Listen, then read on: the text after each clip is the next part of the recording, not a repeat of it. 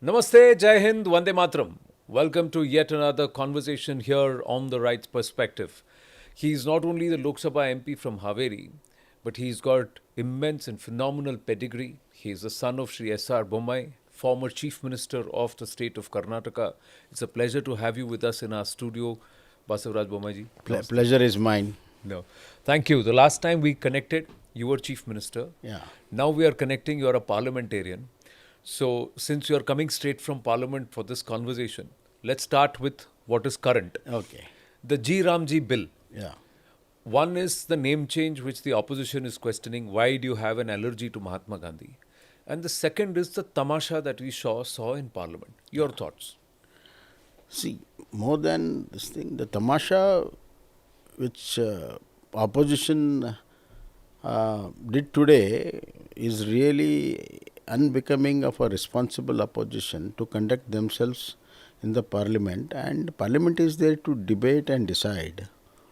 And they have debated the whole thing till 12 o'clock yesterday in the night, and today they are not ready to listen to the replies. They had raised so many queries, minister was ready to reply them, and they are not ready. That means they are running away from the real issues. They don't want the solutions for the issues. And the worst part was tearing away the bill and throwing it towards speaker and other leaders. It is totally unpardonable act, and it has become a reckless and irresponsible opposition. People have really been disgusted with the opposition. People expect them to raise their problems, but however, opposition has got its own agenda. So for the whole week, the Lok Sabha, the opposition invested on SIR, which doesn't have any relevance to any of the current issues which should be discussed in the parliament. The whole week, and the last week now they have done this disruption. So it has become disruption. Has become a kind of a motto for the opposition. It is very really undemocratic and unconstitutional. And as far as G Ramji bill is concerned, as far as name is concerned, opposition is trying to divide Rama from Mahatma Gandhi. They see political opportunity to use Bapu's name. Whenever they were in power, they never remembered Bapu. The same Rozgar, this thing, it was named by Jawahar Rozgar, this thing. They never used Gandhi. There are a team number of occasions where Indira Gandhi and Nehru Gandhi names are there, but they never used Mahatma Gandhi. And secondly, they are the political beneficiaries of the surname of Gandhi. Nobody else is there. So they feel that they feel really kind of a they feel that they are losing something by taking away the name. But the real issue is now the heart and soul of Gandhi, that is Rama, that name is there now. And secondly, as far as bill is concerned, it is a very progressive bill. Lot of changes are there. The dynamics of the rural life has changed, and it has to change because more than 1 lakh crores is going every year, and it should be used fruitfully. There has been lot of complaints. There has to be when the proper audit was done, socially as well as financially. Lot of mismanagements were there, misapplications of the funds were there, misappropriation was there. To cut down all those things, the Prime Minister has taken a bold step, and he has brought in technology to improve the systems and see that the money which is meant for the poor and labor classes reaches them for the work they have done. So earlier Congress didn't want it. There was no accountability. Secondly, 125 days has been increased, and now they are crying regarding state this thing. See, I'll tell you, the 100 days which were there, it is borne by the center as it is now. The additional 25 days which was necessary, they are saying to state to put in. and states are busy in doling out guarantees and other things. It's very easy to distribute money, people's money, but it is very difficult to make a scheme, make this thing, and create assets. So it needs a lot of things which states have forgotten a long time now. Therefore, they feel that we can't do it. But if they really want the rural economy to grow, they have to do it. They have to contribute. Because the pressure comes even on the NDA ruled states Yeah, as NDS much as rules, the opposition. it's all the same. See, opposition the debate between, relation between center state is never ending. It is there right from independence. Sometimes it was said that we need a very strong center when Indira Gandhi was there. And then during Janta regime and other themes, it is said that state should be strong. But ultimately, the experts have said that strong states and leads to strong center. So states has to grow. State has to be strong, both economically and socially, and development issues are there. Therefore, they have to grow, and application of funds is now the current issue.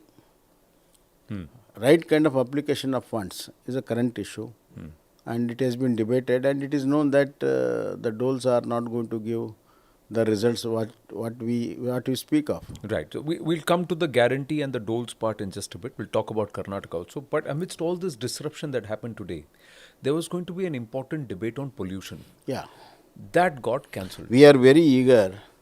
We were very eager to. We are looking forward for a debate of pollution because majorly Delhi, and it has been there all over the country also. Therefore, a good debate was necessary, a constructive debate was necessary, because a lot of common people are suffering from different kind of diseases as far as pollutions are concerned. The environment has been totally spoiled, the work conditions are not there, people are really suffering, and if such things are not discussed in parliament, and that too when current issues are there, then what should be discussed? All the 3 weeks it was not discussed, and today it was stated to discuss, but this kind of disruption has stopped such a discussion, such a valuable, very, very current issues, and which can give solutions to the people, and it gives opportunity to both opposition and the ruling party. Right. But Priyanka Vadra says she had her speech on pollution ready. She was ready to discuss. It was the speaker and it was the government that didn't want parliament to function, so they No, if you go on discontinued going proceedings. sloganeering, Suspended. shouting, you are not ready to debate, then what's the point of saying that I am ready with this speech? If she was really ready, she would have instructed her people to debate in this G Ramji bill, and after that they would have taken pollution bill. Tomorrow is still there. If they want, they can take it up, but they don't want to take it up.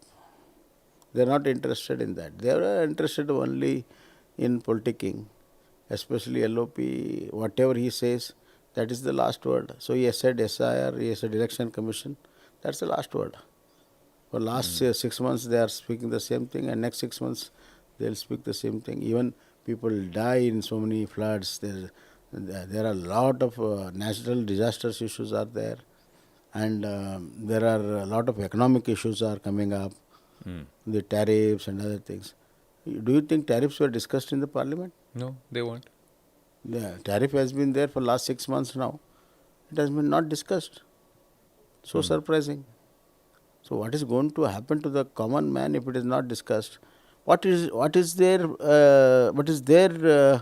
for the common man in Lok Sabha now? The question is asked. So if the man, But isn't there a responsibility of the government also? yeah, government is ready. Government is ready. In fact, they are ready to bring a lot of changes. When Nirmala Sitaram was explaining tariff, other things, they were not ready to listen. The government has never shied away from any discussions. But it is, opposition role is like a shadow government. They should pick up issues and put government on the mat and try to get the best out of it, and ultimately good to the people should happen. Correct. That is not there. That's not happening. If there was a constructive opposition, it would happen. It's a destructive opposition. You believe it's a destructive opposition. Let's come to Karnataka. Let's bring the issue of guarantees. What is happening in Karnataka right now? Why is the government's guarantee being questioned? Has the government gone bankrupt because of this? You also said doles don't work. Yeah. But BJP is also promising doles in other states. Ladli Bahan Yojana, No, no. Now Ladki that, see, Bahan, that is and that this that one, the Ajivika, Mahila actually Ajivika, everyone. it has to be, honestly speaking, it is not a question of party. If doles have become the way to win elections, then it is not a good development. Hmm.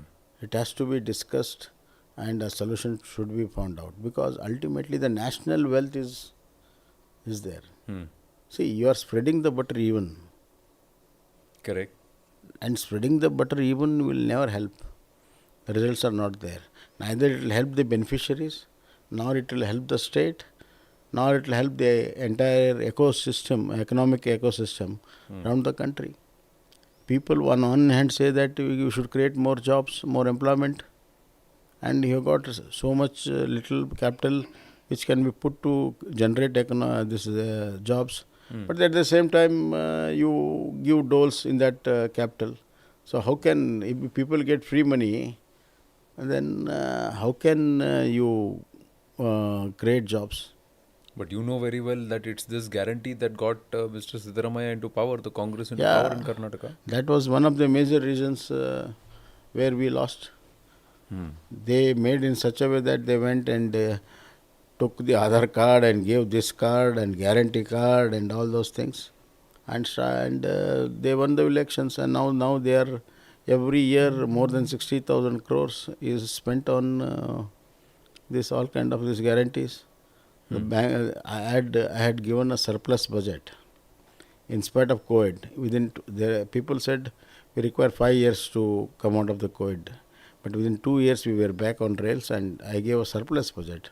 Siddaramaiah started giving revenue deficit budget, and he is taking a loan of more than 120 crores, 1 lakh 20,000 crores every year. So in 5 years he is going to take 6 to 7 lakh crores money. Now the day will come where we have to take loan to service the debt only. It has become bankrupt. There is no money for salaries, there is no money for development. The Congress MLAs are themselves are agitating that there is no money for development. People are asking that, and we are unable to go to villages. That's the state. They don't have money for medicines in the hospitals. They don't have money to repair the school buildings. They don't have money to repair the roads. Forget irrigation projects are totally halt. But how is that possible, sir? Because Karnataka is such a well endowed state. You have natural resources, there is a lot of agriculture, you have great weather systems. Bengaluru is the technological capital of the world, if I may say that. So there is a lot of prosperity. Then why is the state bankrupt? Because, see, it's very easy. As it is, there was a huge load of non-development expenditure, revenue expenditure. And over and above that, there were already subsidy of tune of more than 40,000 crores. Now another 60,000 crores is added. 1 lakh crore every year you just give on subsidies and guarantees. Now which state can survive? The GST, we had very good robust GST collections. Now slowly it has been saturated, it's coming down. The non-tax revenue is down. In mining it is down. In spite of putting more tax, Siddaramaiah has put more than 60,000 crores new taxes. Wow, just to offset Offset subsidy this. requirement. He has put 60,000 more taxes in terms of stamp duties, in terms of motor vehicle tax, in terms of excise. Wherever he can, he has put it. And he has taken more than 1 lakh crore. In spite of all that, he doesn't have money for development. This is a state of affair. It's totally mismanagement of monies or the finances which could have been used for the development of the state. And the second more important is the corruption. The corruption is harassing the people from lowest level to the highest level. What kind? How do you define this corruption under the Congress, if you're saying? This is a Because in Karnataka they see, say every Congress- political party and almost every neta is corrupt. That's see, what they say. No, the Congress is the creator of corruption. They are mother of corruption. Now they have become experts in corruption. They have become very innovative in corruption. Now they are making people pay for their corruption. It is not because they don't have money to exchange in terms of corruption, but they are in a habit of corruption, so they can't breathe without corruption. So how are they making people pay? See, for corruption? example, What's this model? Yeah. Huh. For example, the new electronic meters which they are charging for power sector, Yeah. they are charging almost 5,000 rupees more than the other states which they are putting the same meters. Same meters. And it is paid by the people.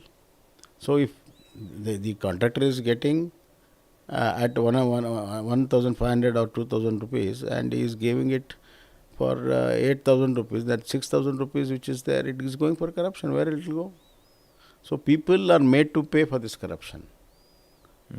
So this is a new innovation. People are made to pay for the corruption. And it's also In stamp duties, in registrations, there is huge corruption.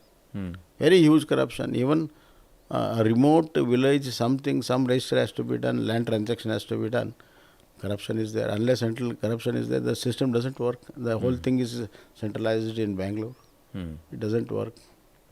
So everything is corrupt. Even in Bangalore, the builders are charged 75 rupees per square feet, irrespective of things. They are all innovative things. They have become. there is talk of some decay tax.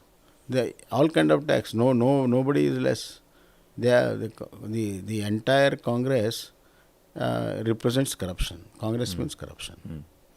Now today, even as we speak, earlier in the day, there's been a development. The seers of the Lingayat community and also from the Vokkaliga community and some other communities, SC/ST communities also have all met together, and they have said that G. Parameshwara should become the chief minister.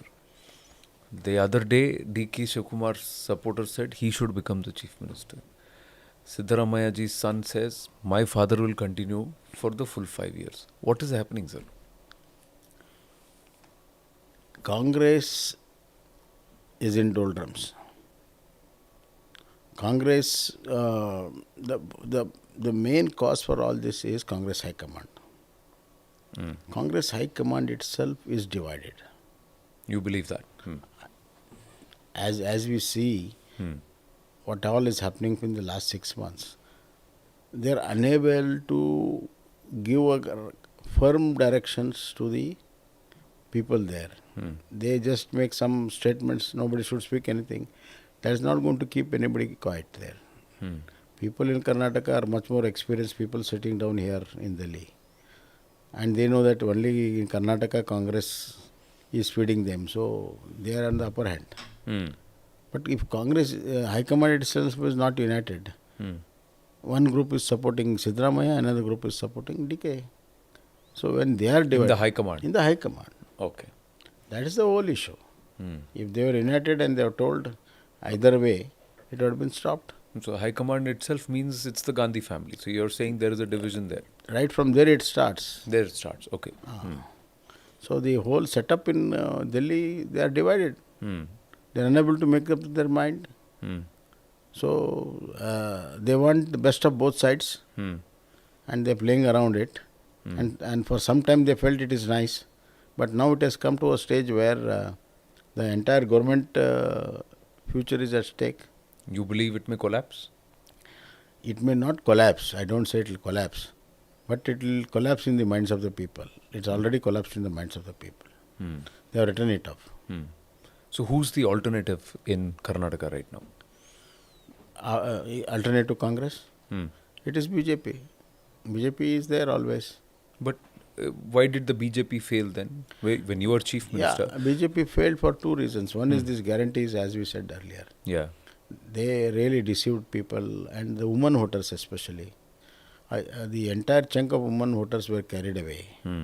So that made that 4 to 5% difference. Second is, I feel honestly that we could have done better in certain constituencies if we were united. So you agree there is factionalism in the BJP also? No, those during election time, there was a kind of problems in certain constituencies, and we tried to solve them out, but it continued. That costed us almost 25-30 seats. Yeah, was there an effort to try and move away from the Lingayats? My overall limited I'll understanding tell you, is as that the far as- BJP came to prominence because of the Lingayats. Yeah. Uh, No, I'll tell you. yeah. You see, Congress has been there always to wee away Lingayats from BJP. They tried in 2018 also. They tried to divide the Lingayat. And even now they are trying to divide Lingayat. Therefore, the whole atmosphere was trying to vitiate. So even now certain percentage of people which has been sponsored by Congress, they say that Lingayat is a different dharma, and others say that Lingayat is a part of Hindu dharma. This has been created none other than by Congress only. It is sponsored by Congress. So they go to any extent dividing the society for their votes. So they do all kind of these things which are not really the right thing to do in democracy. But if the Lingayats are getting divided, is it also not a reflection No, of no. the BJP? Now what happened is they tried. Then the people realized and they rejected them. Now they are trying once again. They are going to be rejected now. See, now they have seen that, okay, after coming to power, what they have done to Lingayats, what they done to Veerashaiwas. Forget doing. What is the position of Lingayat leaders in Congress now? So when you spoke of 3 people in the race of chief minister, there is not even a single Lingayat who doesn't even come near the competition.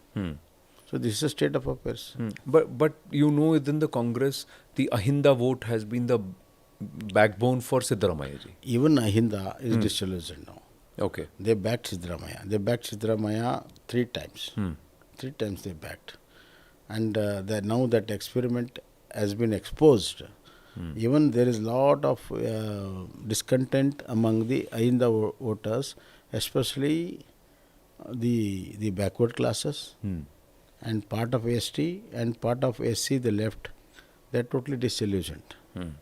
So there will be a different kind of a social engineering now, and that impact is going to have in the next elections. What kind of social engineering? Do you think Karnataka politics also is going through a transitionary phase? Yeah. Because there are some tall leaders who may be coming closer to retirement. With that, perhaps alignments will change, and this is across parties. You think that will happen? See, this churning is there. See, Karnataka politics is totally different from other states. Karnataka politics is ahead of other states in terms of social combinations. The awareness among the different castes and classes is much more. It is right from Devaraja's days, this kind of awareness has come. So, whenever they have put all their hopes on certain leaders that has failed, they have brought a change. So, as you said, a churning is going on, or thinking is going on different classes of in Karnataka. The people who had supported Congress in a big way this time, the backward classes, SC/ST, are now rethinking the whole thing because they are unable to deliver. For example, they take away 13,000-14,000 crores, which is meant for SCP, TSP. And whatever money is to be spent on OBC, there is no money spent. Boys are not getting hostels, backward classes. And the chief minister is a backward class leader, just to name it. So this is a big issue. So there will be a churning, there will be a realignment, and it all depends on the political acumen, political leadership of all the 3 parties how they play it around. So let me. So it's for anybody's game now. It's anybody's game now. It's, you say it's an open field. Where is the JDS amidst all this? After HD Devgowda ji and HDK, is the JDS now just a stepney or a small party, or is there scope? It's part. I know they're partners with you in the JDS NDA. now, see, JDS is another typical party. It goes down and rebounces back every time. And that is because of HD Devgowda ji and his leadership and his hold on the Okilga community. So now Devgowda ji feel that in this whole crossfire of leadership in Congress, he feels that entire South Karnataka will come behind him and he is organizing for that. So he has come back in Lok Sabha, whatever it is. Now they are part of the NDA government here. So now they are concentrating on Vidhan Sabha. And the character of and the vote base of Okilga and other things will come handy for JDS as far as South Karnataka is concerned. So if the Vokaligas are going to be within the NDA taken care of and that grouping by the JDS, where is the BJP going to focus on? It will be a win-win situation. One thing is sure that there has to be a perfect understanding. Because over the period of time, even BJP has made inroads in South Karnataka. Yeah. In the Mysore region. You also have some very strong Vokaliga leaders also within your rank. We got Vokaliga leaders have established now. In terms of Bangalore, Kolar, Mysore and other regions, the BJP has made inroads. Even in Mandya, all the youths are now behind BJP because of the backlash of this Congress government appeasement of minorities, so on and so forth. So there has to be a perfect understanding between JDS and BJP. Unless until the perfect understanding is there, the purpose will not be really met. To get the very good results, it's a make or break, If there is a perfect understanding between two leaders, two parties, and right kind of seats are shared among us, if it is done, then the tally will go up to 160. You are saying that the NDA can win 160 seats in Karnataka? If we do our... If you get your math right. Math right and alignment Frequency right and right, political alignment. right, and we have to do our social engineering in a proper way. But Bommaiji, one of the things they say is that after Ramakrishna Hegdeji, to a certain extent, there has been no pan-caste leader or mass leader from the upper caste. And that is something which will come back to hurt the BJP every time. Is this true or false? Because the OBC will not galvanize behind a Brahmin face or behind a upper caste face. No, it all depends on the person himself. See, Ramakrishna Hegde, his social background was very broad-based. Even though he was a Brahmin, he was from the Haivik Brahmin who were farmers. So that's how the Lingayats accepted him. Yeah. And thanks to Nijlingappa, his grace was there. So that timing was different. But now the whole politics has changed now. And with this internet and other things, people have become really aware of political antics the leaders do. So unless until a leader who is not only charismatic, he should be honest to the people, then there are chances. So that's what the next election will throw out the opportunity for the next generation. Because the Lingayats or Veerashaiva Lingayats also have a lot of sects, different groupings, and there are a lot of leaders. You are one of the bigger leaders. So will they come together under one person? Is that going to be critical for the fortunes? I just want to understand this. One thing you understand, that Lingayat is a very, very politically, very awareness is there in Lingayat community, politically, educationally and all. They got a great culture and everything. I'm asking you this, and they've been in the part of the ruling either parties, they are there. So the people are really smart. So when they feel that United Lingayats will come back to power, they have united whenever it is there. Hmm. So, No, because they say the last election, the BJP did not respect the Lingayats. The Lingayats somewhere felt a little no, insulted, and that's why there was a bit of a fraction there, or there was a difference there. Is that true? no, it always happens 5 years after 5 years, there is a change, and the Lingats are part of the change. I Okay. can give a lot of examples of that. Hmm. So that's why I said Lingats are very great political awareness is there. Hmm. So they will not accept the leadership that easily. Hmm. So it all depends on now. Now it's our chance to come back to power after this Congress. Hmm. So how well we play our role unitedly and with some sense of purpose, Hmm. that is depends on us now. Hmm. You end up spending more time in Delhi, or you keep going back to Shigao, Haveli? I whenever necessary I'll be in Delhi. As otherwise, the next flight I'll take to my place. Hmm. And what's the feedback you're getting there on ground? What is In happening? feedback, see, I'll tell you, farmers are totally angry. Huh. They are in distress Okay. and angry. Huh. And then working class is also up against this government. Huh. Government employees are up against this government. Okay.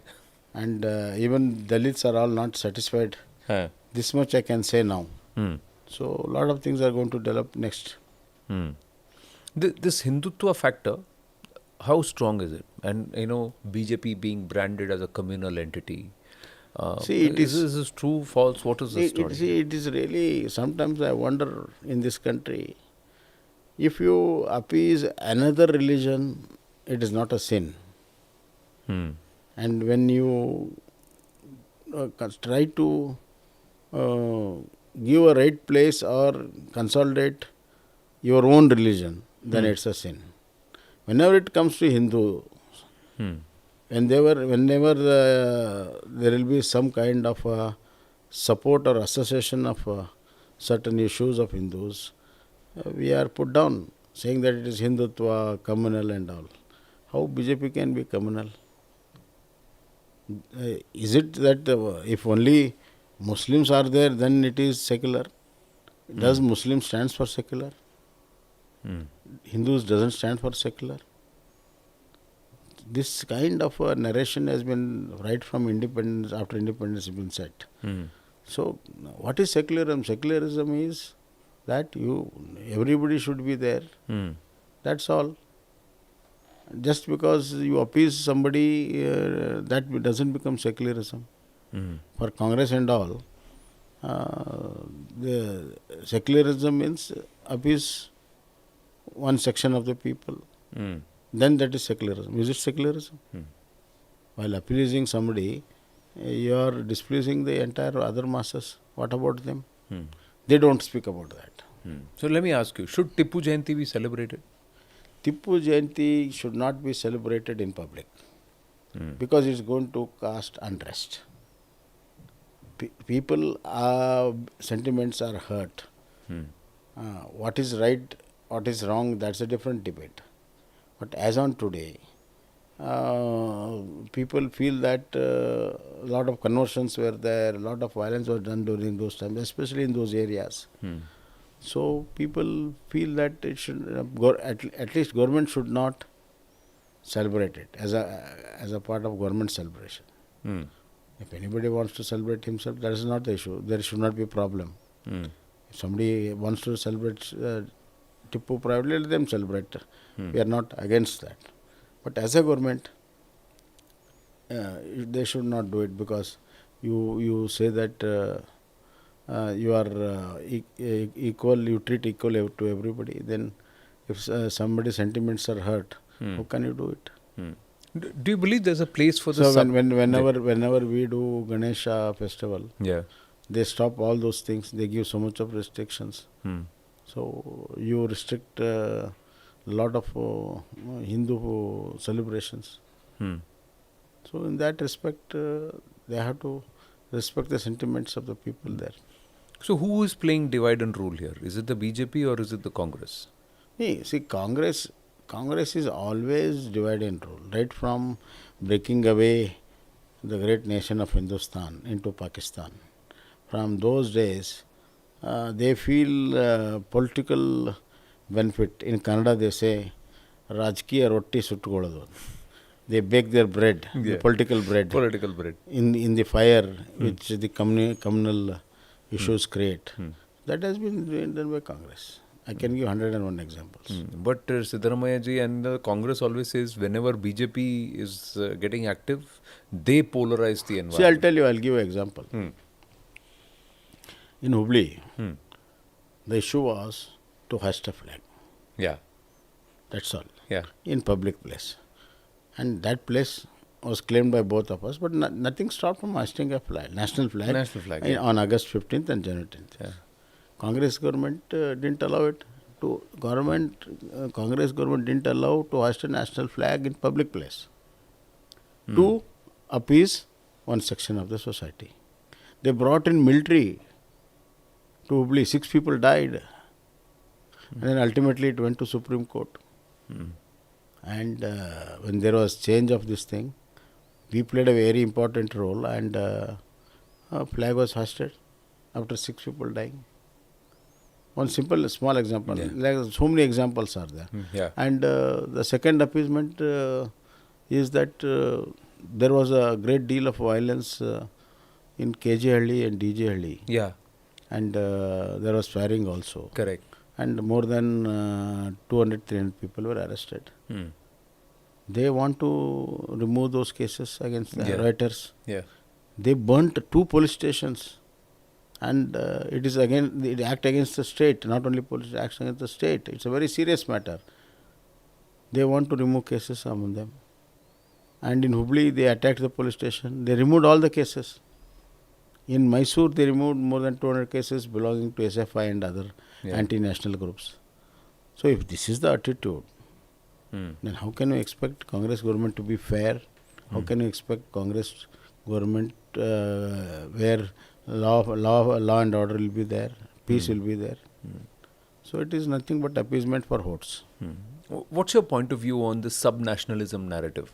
Kannada flag, Kannada language versus Hindi, local versus See, I'll tell you, outsider. it can't be versus anybody. We can have our Kannada flag, we can have our language. Language is very essential. Language has come long ago, then we have come. So language is there to stay, whether we go also. So, and the beauty of this country is that we can speak so many languages. Yeah, but Priyank Kharge feels that like Tamil Nadu, Karnataka should also do 2 languages. No, that is his idea. You agree? To have a political advantage. See, what we have to really support, project Kannada. That we have to do. There is no word about it, no second word about it. Kannada is there. That's why we are there. Kannada is there. That's why we are there. Now, having said that, Kannada doesn't tell us to hate any other languages. Is there any one single sentence in our Kannada literature, right from Ruptanga to now, to speak ill of any other languages? Not so. So, we can coexist. It is, but only thing is, if anybody wants to really take away something from our language, then we have to fight for the right. These things are happening in border areas and other things. But otherwise, Kannada is a beautiful language. Kannada is now been accepted. Kannada now is expected in Andhra, Tamil Nadu, Kerala. Kannada is great honor. And Kannada songs are there in America and everybody. Kannada is growing. Yeah. And if anybody says that Kannada is not growing, they are trying to make politics out of it. Kannada is growing ever and it will grow ever. Nothing is going to happen to Kannada. So let us give due respect to Kannada and support to Kannada. Let us not exploit it. But this whole Kannada versus Hindi thing, outsider versus local thing, what's your position? Do you believe people who come from other states, not necessarily north of Bharat, any state, should make an effort to learn Kannada as much as a Kannadiga should make an effort to learn another Bharatiya Bhasha? See, one thing, wherever Kannadigas go outside, they mix with that local culture, language, and they will be complementing to it and helping to it. So we expect the same thing from the others. Hindi speaking, Oriya speaking, Bengal speaking, a lot of people are there.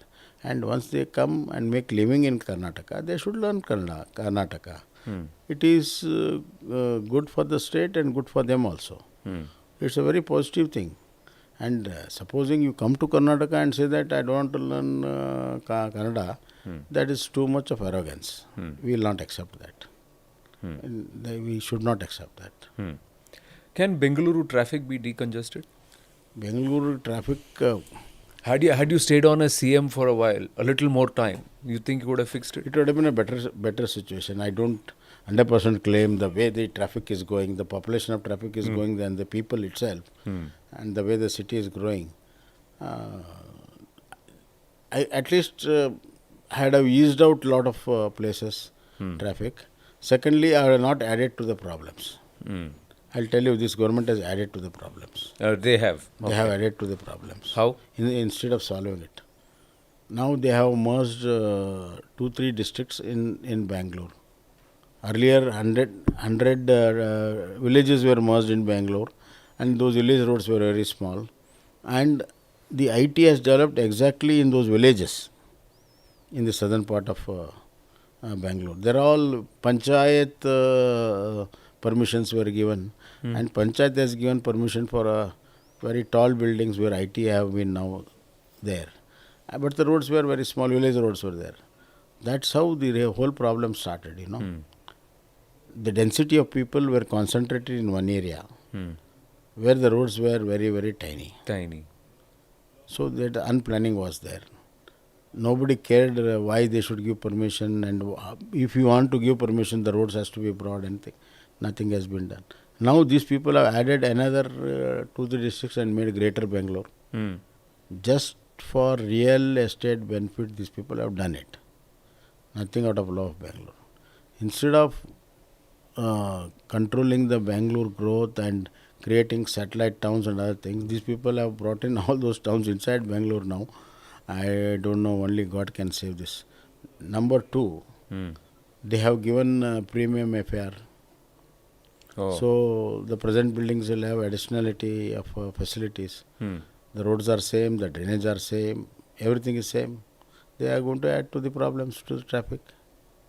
And the third thing is lot of bridges, flyovers. They have not done anything in last 2.5 years. All the flyovers which we have started, now they are stopped. Last 2.5 years they have not done nothing.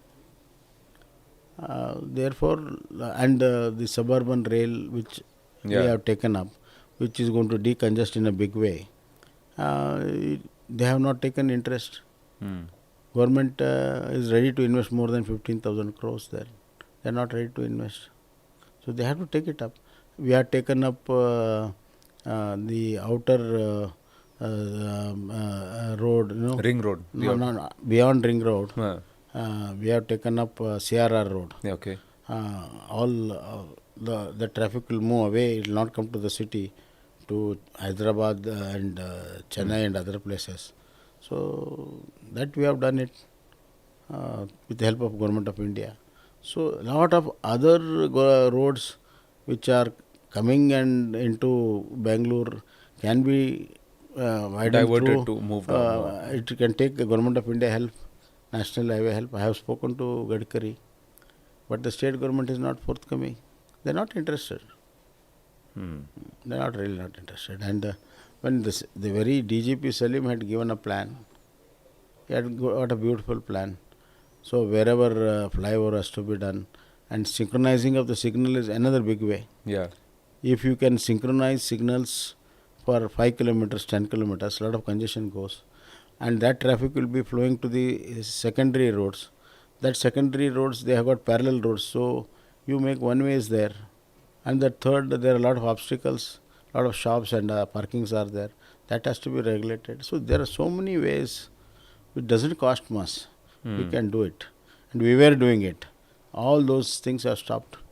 So let me ask you, sir, do you miss being in the thick of the action in the state? Okay, let me put it this way. If there are certain things in your bucket list that you would want to strike off, what are they? One or two things that you would like to do. No, I like to serve my people. No doubt about it. See, if I given a chance, I'd like to bring in new economic systems in the rural India, new credit systems in the rural India. There should be more infusion of capital in the agriculture, Okay. which is not been done. Yeah. That is one thing I want to do. The second thing is socially. The upliftment of poor, that includes scheduled castes and scheduled tribes, is not really satisfactory. The quality of education they are getting. Yeah. I'd like to improve the quality of those children so that they have got a better understanding of the world, people, knowledge. They have to be exposed. Otherwise, they live the same life. I am seeing that they have been getting degrees, but the knowledge what they are gaining is not good enough. So, because of their background, we need a special effort. I'd like to improve upon those things. And certainly, backward class SC, ST population is there. So, we have to increase the reservations for them. The 50% what is their restriction by the Supreme Court, it is not by Parliament. So I think Parliament now should stand up for that and give their due, so that they become part of their growth of this growth story of this country. So you would like to go back to Karnataka, given a chance? I am in Karnataka. I am in Karnataka, very much in Karnataka. And I've been traveling extensively there. I'm with my people. I talk about development. I talk of lot of issues. I take part in farmers' movement. So I'm in thick of development in Karnataka. The next 1.5, 2 years, very exciting for the BJP in states. Very critical polls which are coming in. And then I think closer to 27, 29, we'll come back into Karnataka, and Karnataka comes into play. What do you think the BJP needs to do to get its act right? First of all, BJP should... They now have a very young and new president. No. BJP should understand its both strength and weaknesses. So they have to stitch themselves in a better way, in a more united way. That's the first thing. And second thing is, Congress government is giving us lot of issues which we have to pick up in a much more stronger way, where the government should be on the knees. You should put government on the mat. You think more could have been done with the Dharmasthala issue, for example? Dharmasthala issue, it was more entangled with the investigation. We have done good job there in Dharmasthala. I must say that we have done good job there in Dharmasthala. It is ultimately the people who are really the bhaktas of Dharmasthala has to stand up. They stood up, but not good enough. But however, the truth was there, the law was there on the side. That's how Dharmasthala has come clean. We are very happy. But as a BJP, we have boldly stood by them. But there are other issues which you feel that the BJP can do better in trying to raise. In terms of farmers issue, in terms of Dalit issues, in terms of corruption, in terms of underdevelopment, in terms of regional imbalances this government is done. There are a lot of issues. We can take it up. Lovely. Great conversation with you, Basavaraj Bommai ji. Thank you so much. Wonderful to have you in our studios. Thank you so much. We wish you all the very, very best.